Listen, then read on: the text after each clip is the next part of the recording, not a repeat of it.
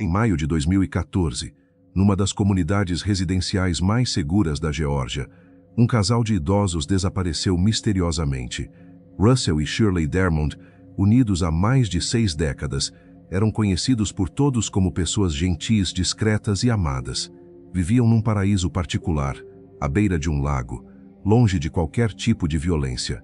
Mas quando seus vizinhos foram até a casa verificar seu estado de saúde, encontraram um dos crimes mais perturbadores e inexplicáveis da história do condado de Putnam, um crime que, até hoje, permanece sem solução.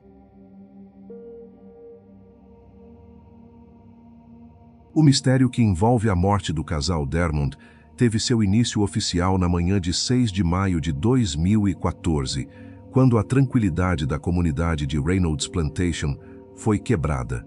Preocupados com o silêncio de seus amigos íntimos, o casal de vizinhos Hugh e Peggy Nguyen decidiu ir até a residência localizada na Caroline Drive, número 147, após notarem a ausência deles por vários dias. Assim que chegaram ao local, um detalhe externo imediatamente chamou a atenção. O jornal da manhã anterior, datado de 5 de maio, permanecia intocado na caixa de correio. Para amigos que conheciam a rotina rigorosa e a pontualidade quase britânica de Russell e Shirley com suas tarefas domésticas, aquele era um sinal claro de que algo estava seriamente errado. Ao contornarem a propriedade, os Nguyen perceberam que a porta dos fundos da casa estava escancarada, um fato extremamente alarmante, já que o casal era conhecido por ser metódico e disciplinado, mantendo sempre todas as entradas trancadas, mesmo durante o dia. Ao entrarem na residência de aproximadamente 3.200 pés quadrados, Hugh e Peggy começaram a percorrer cada um dos cômodos, chamando em voz alta pelos nomes dos amigos, mas foram recebidos apenas pelo silêncio. Em uma primeira inspeção rápida, o interior da casa parecia estar em perfeita ordem e nada indicava a ocorrência de violência. Havia sinais de uma vida cotidiana interrompida. Uma cama estava desfeita e um abajur na sala de estar parecia levemente inclinado, mas não havia móveis derrubados ou evidências de que a casa tivesse sido revirada por criminosos em busca de bens. Sobre a bancada da cozinha, os vizinhos encontraram a edição do jornal USA Today do dia 2 de maio, com uma palavra cruzada parcialmente preenchida, indicando que alguém estivera ali e seguira sua rotina normal naquela data específica. A situação tomou um rumo aterrorizante quando Hugh decidiu verificar a garagem anexa à casa. Ali, caído no chão entre o Lincoln e o SUV do casal, ele encontrou o corpo de Russell Dermond, de 88 anos de idade, deitado de costas sobre uma poça de sangue já ressecado. Russell havia sido brutalmente decapitado e sua cabeça não estava em lugar nenhum do ambiente ou da propriedade. Um detalhe macabro notado no local foi a presença de toalhas que haviam sido posicionadas de maneira estratégica ao redor do corpo para conter o fluxo sanguíneo e evitar que ele escorresse por baixo da porta da garagem, o que impediria que qualquer pessoa percebesse o crime. Shirley Dermond, de 87 anos, não foi encontrada na casa e não havia vestígios de luta ou qualquer pista que indicasse para onde ela teria sido levada. Diante da cena horrorosa, Hugh e Peggy fugiram e acionaram o serviço de emergência através do 911, e os agentes chegaram ao local em poucos minutos para dar início aos procedimentos de investigação.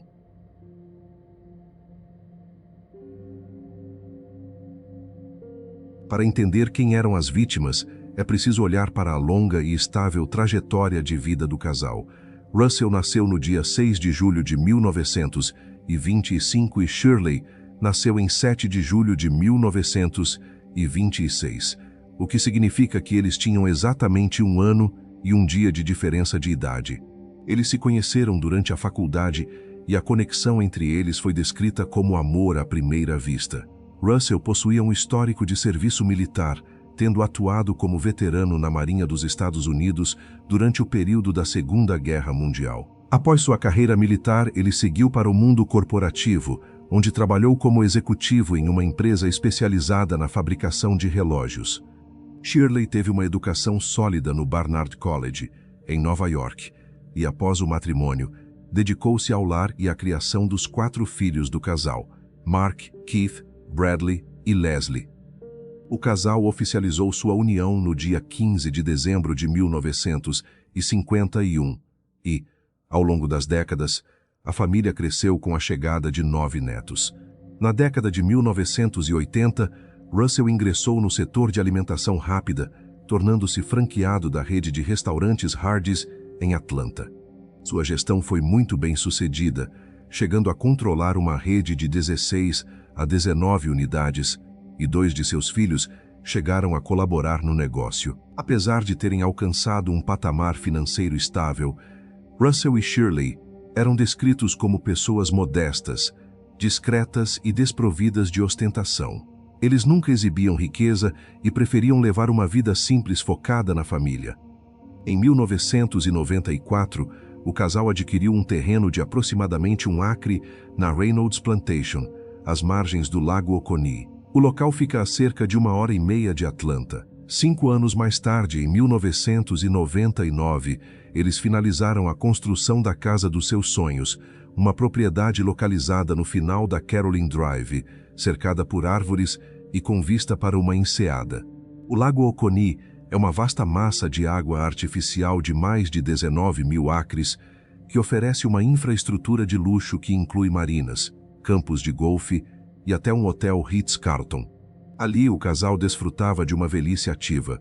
Russell costumava ler, fazer caminhadas e jogar golfe enquanto sua saúde permitia, enquanto Shirley se dedicava à jardinagem, jogava bridge no Plaza Arts Center e resolvia palavras cruzadas.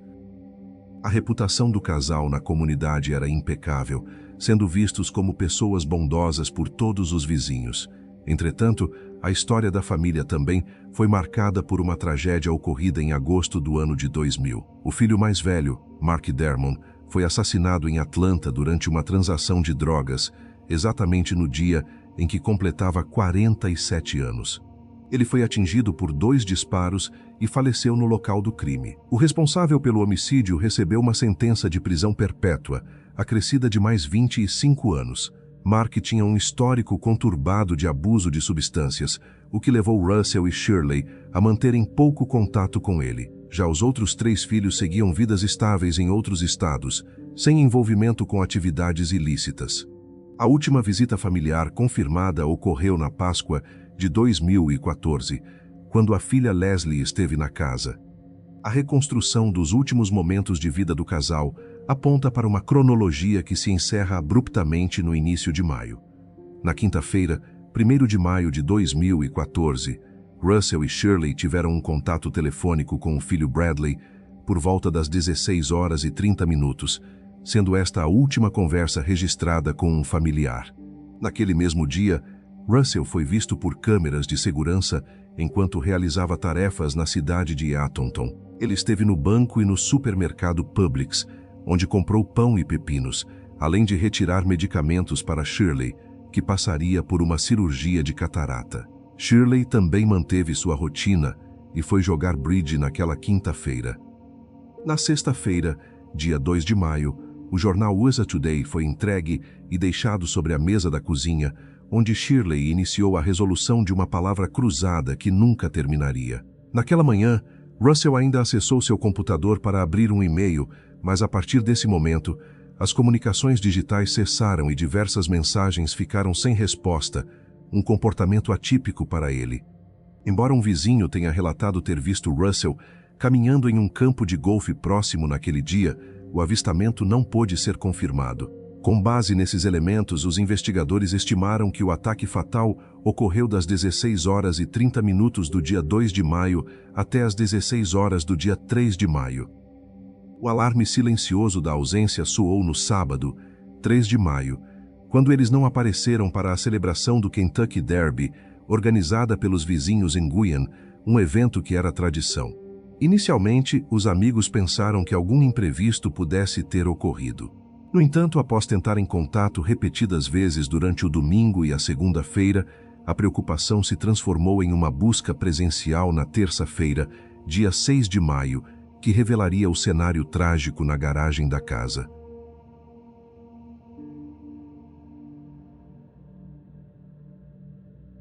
A análise técnica da cena do crime trouxe detalhes complexos. Russell Dermond teve que ser identificado através de suas impressões digitais, pois a ausência da cabeça impossibilitava o reconhecimento facial. O corpo foi encontrado na garagem, vestido com uma camiseta e shorts do tipo boxer, o que sugeria que ele ainda estava em trajes de dormir quando o ataque começou, possivelmente cedo pela manhã. Ele estava posicionado sobre um roupão e seus chinelos foram deixados de lado, reforçando que ele não estava preparado para sair. Na garagem, havia sinais de que o corpo fora manipulado, com um rastro de sangue que ia da porta até onde Russell estava deitado, além das toalhas colocadas para esconder o crime. A autópsia indicou que a decapitação de Russell foi realizada com um único corte preciso e limpo, utilizando um instrumento muito afiado que não pertencia à residência e foi trazido pelos criminosos. Um ponto fundamental foi a completa ausência de salpicos de sangue nas paredes ou no chão da garagem ao redor do corpo. Essa evidência levou à conclusão de que Russell não foi morto nem decapitado naquele local. Seu corpo foi transportado e depositado ali após o falecimento. Além disso, a descoberta de resíduos de pólvora no colarinho de sua camisa indicava que ele provavelmente foi baleado na cabeça antes da remoção da mesma. Uma teoria sugere que os assassinos utilizaram uma bala de chumbo e removeram a cabeça para impedir que o projétil fosse recuperado e rastreado até a arma utilizada. Russell também apresentava sinais de luta. Suas mãos estavam machucadas e havia um corte profundo no dedo indicador da mão esquerda, onde foram encontrados fios de cabelo de Shirley presos, o que indica que os dois podem ter resistido ao ataque. Como a cabeça nunca foi localizada, a causa oficial da morte foi listada como trauma crânio-cerebral. O interior da casa permanecia intocado. Relógios da marca Rolex, joias, pratarias e as carteiras não foram levados. O único sinal de desordem era o abajur torto na sala, em meio a uma limpeza tão impecável que os detetives descreveram a residência como uma casa modelo. Nenhuma arma foi encontrada na residência, indicando que todas as ferramentas do crime foram trazidas e levadas pelos agressores. O FBI, ao traçar um perfil, descreveu os perpetradores como indivíduos que gostam de utilizar armas de fogo e facas, uma análise criticada por sua imprecisão e falta de utilidade prática para a solução definitiva do caso. O xerife do condado de Putnam, Howard Seals, assumiu a liderança direta de toda a investigação, dedicando-se intensamente a um mistério que ele classificaria posteriormente como o maior desafio de sua vida profissional e o único caso de sua carreira que permaneceria sem solução. Logo nos primeiros momentos após a localização do corpo de Russell, as autoridades estabeleceram a premissa de que Shirley Dermond havia sido vítima de um sequestro e poderia, teoricamente, ainda estar viva em algum local desconhecido, o que levou a polícia a pedir que a população permanecesse em estado de alerta máximo. Essa urgência provocou uma mobilização imediata tanto da imprensa local quanto da nacional, que já na tarde do dia 6 de maio noticiava o homicídio de Russell e o desaparecimento de Shirley para todo o país. Para ampliar o alcance das buscas, o gabinete do xerife contou com a colaboração do FBI, que enviou agentes ao local e espalhou mais de 100 outdoors pela região de Eatonton e arredores, exibindo a fotografia de Shirley e anunciando uma recompensa de $20 mil por informações que permitissem o seu retorno seguro ao lar. O esforço de busca foi exaustivo e utilizou diversas metodologias, incluindo o emprego de cães farejadores de cadáveres nas extensas áreas de mata que cercavam a propriedade dos Dermond. Mergulhadores especializados foram acionados para dragar o lago diretamente atrás da residência e um veículo submarino operado remotamente, equipado com câmeras de alta definição, foi utilizado para realizar varreduras minuciosas nas águas profundas do lago Oconee.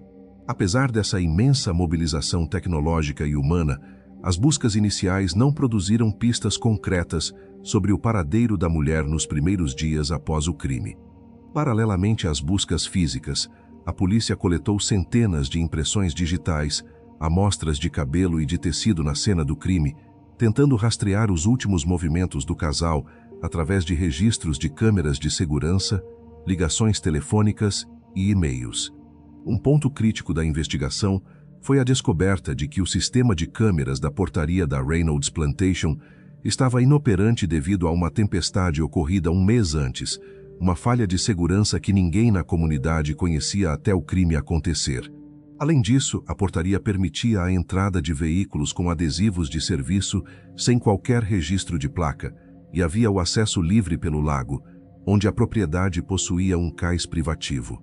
Durante as entrevistas, os filhos sobreviventes confirmaram que o casal sempre trancava as portas, mas a porta da frente estava destrancada no dia da descoberta, sugerindo que eles podem ter aberto a entrada voluntariamente para alguém que parecia inofensivo.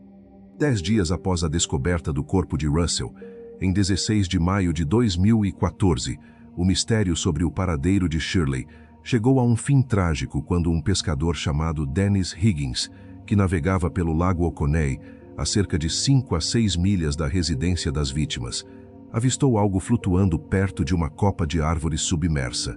Higgins inicialmente acreditou que se tratava de uma boia, mas ao se aproximar, percebeu com horror que era o corpo de um ser humano. Após o acionamento do serviço de emergência às 14h30, os policiais confirmaram que se tratava de Shirley Dermond. O corpo estava preso na vegetação aquática de uma árvore submersa, indicando que ela havia afundado inicialmente e subido gradualmente à superfície devido ao processo natural de decomposição. Para tentar ocultar o cadáver, os assassinos haviam prendido aos tornozelos de Shirley 2 sacolas de rede azul, cada uma contendo um bloco de concreto vermelho de 30 libras, totalizando 60 libras de peso, o que se mostrou insuficiente para manter o corpo submerso indefinidamente. Os tornozelos estavam amarrados com corda de paraquedas de forma elaborada, sendo enrolada 5 vezes ao redor de ambos os pés juntos e 3 vezes ao redor de cada tornozelo individualmente. A autópsia revelou que Shirley sofreu um trauma por força contundente na parte de trás da cabeça, resultando em uma fratura de crânio aberta tão severa que foi descrita por um investigador como a pior que ele já vira em sua carreira. O padrão circular da fratura indicava que a arma utilizada era um objeto com ponta redonda, provavelmente um martelo. O exame médico confirmou que Shirley não morreu por afogamento, mas sim que já estava morta antes de ser jogada no lago. A ausência de qualquer vestígio de sangue ou sinais de violência dentro da casa levou os investigadores a concluir que ela foi assassinada em outro local, possivelmente em uma embarcação no próprio lago, antes de ser descartada naquela distância de 6 milhas da propriedade. A polícia realizou novas buscas no lago, tentando localizar a cabeça de Russell, mas a densa vegetação e os detritos submersos tornaram os esforços infrutíferos. Com a confirmação dos 2 homicídios, a investigação tomou uma escala muito maior, envolvendo a análise de milhares de páginas de documentos financeiros e registros telefônicos para tentar encontrar um motivo. A análise forense comparativa entre as 2 mortes revelou diferenças marcantes, enquanto o assassinato de Russell pareceu ser um ato organizado e meticulosamente planejado, o de Shirley apresentou características de improviso, pressa e maior risco para os agressores. Os investigadores passaram a trabalhar com a teoria de que os criminosos utilizaram múltiplas armas, incluindo uma arma de fogo para Russell, um instrumento cortante para a decapitação e um martelo para Shirley. A crença predominante é de que Russell foi baleado na cabeça fora da garagem e seu corpo foi transportado para lá após a morte, sendo a cabeça removida para que o projétil de chumbo não pudesse ser recuperado e rastreado. A ausência de sangue na garagem reforçou a tese de que os crimes não ocorreram dentro da propriedade. O xerife Seals defendeu publicamente que os responsáveis eram amadores, justificando que um profissional não utilizaria armas que pudessem ser ligadas a ele e nem tentaria ancorar um corpo com pesos tão insuficientes quanto os 2 blocos de concreto utilizados em Shirley. Como parte da investigação, a comunidade Reynolds Plantation doou $30 mil para o fundo de recompensa, o que também serviu para a polícia analisar a lista de doadores em busca de qualquer pessoa com conexões suspeitas com as vítimas. Ao longo dos meses, uma equipe composta por 12 agentes do FBI e 10 policiais conduziu mais de 200 entrevistas exaustivas com moradores, prestadores de serviço e funcionários da portaria. Os 3 filhos sobreviventes, Keith, Brad e Leslie, foram submetidos ao teste do polígrafo e todos foram aprovados, sendo formalmente descartados como suspeitos. As verificações financeiras não mostraram dívidas ou transações estranhas, e o xerife afirmou que só ouvia elogios sobre o caráter do casal.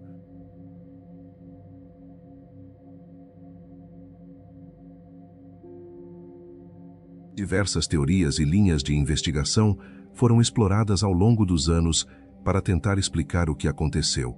A hipótese de um roubo comum foi rapidamente descartada, pois objetos valiosos como relógios Rolex, joias e prataria foram deixados intocados na casa. O xerife chegou a considerar que Shirley poderia ter sido levada para uma extorsão, mas nenhum contato ou pedido de resgate foi realizado. Uma linha de investigação focou em um possível ex-funcionário insatisfeito dos restaurantes Hardee's de Russell, mas a pista não gerou avanços concretos. A ideia de que o casal foi vítima de uma identidade equivocada ou de um ataque aleatório também foi considerada improvável, devido à localização isolada da casa e à complexidade necessária para acessar a comunidade e realizar o crime sem detecção.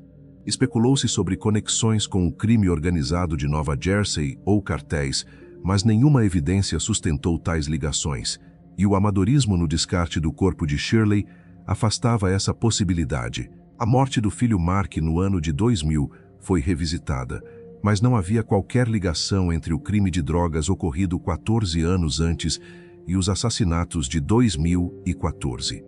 Uma das teorias mais discutidas envolveu a nação New Albion, um grupo religioso instalado em Eatonton cujo líder, Dwight York, foi condenado a 135 anos de prisão por crimes graves, em uma investigação liderada pelo próprio xerife Howard Seals.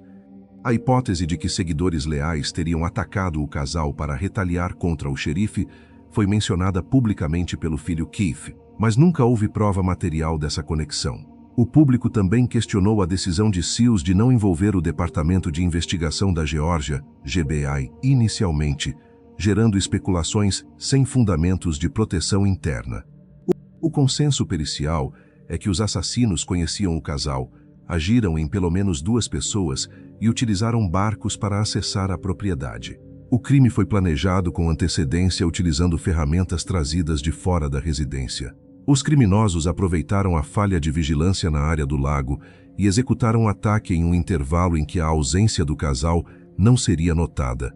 A investigação revisou registros de serviços e concluiu que o acesso pelo cais foi o ponto mais provável de entrada. Seals manteve a convicção de que os perpetradores possuíam familiaridade com as vítimas, facilitando a entrada sem sinais de arrombamento. O caso ganhou contornos de crueldade ritualística pela natureza da decapitação de Russell e pela agressão violenta sofrida por Shirley.